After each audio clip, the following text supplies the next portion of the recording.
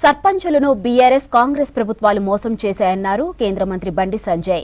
ఎన్నికల ముందు సర్పంచులకు హామీ ఇచ్చిన రేవంత్ రెడ్డి గెలిచిన తరువాత ఎందుకు పట్టించుకోవడం లేదని ప్రశ్నించారు. ఇక గతంలో 8% ఉన్న కమిషన్లు ఇప్పుడు 14% చేరాయని ఆరోపించారు. ఇక సర్పంచులకు బీజేపీ అండగా ఉంటుందన్నారు. స్థానిక సంస్థల ఎన్నికల్లో కాంగ్రెస్ ను చిత్తుగా ఓడించాలని పిలుపునిచ్చారు బండి సంజయ్. కమిషన్ మీద బతుకుతున్న ప్రభుత్వం ఇది.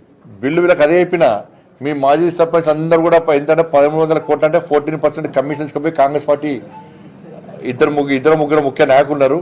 ఈ బిల్లు పేమెంట్ చేయడానికి కాంగ్రెస్ పార్టీ ఒక ముగ్గురు పెట్టుకున్నది, ముగ్గురు సీనియర్ మంత్రులు పెట్టుకున్నారు.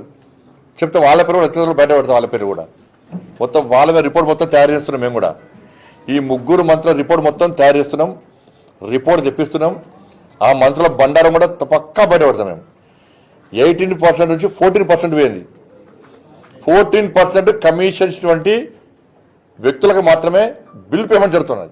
సచివాలయము, మంత్రుల ఆఫీసులు, పేషీలు అన్ని అడ్డగా మారినాయి. వాళ్ళ బ్రోకర్లను పట్టుకొని 14% ఎవరైతే కమిషన్ ఇస్తారో వాళ్ళకి అందరు బిల్ పేమెంట్స్ అవుతున్నాయి.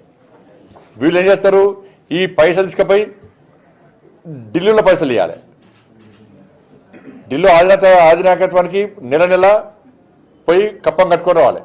ఇక్కడ కమిషన్ దొరుకుతున్నారు, పర్సెంట్ తీసుకుంటున్నారు, ఢిల్లీలో పైసలు కట్టేస్తున్నారు, వాళ్ళ కుర్చీలను కాపాడుకునే ప్రయత్నం చేస్తున్నారు.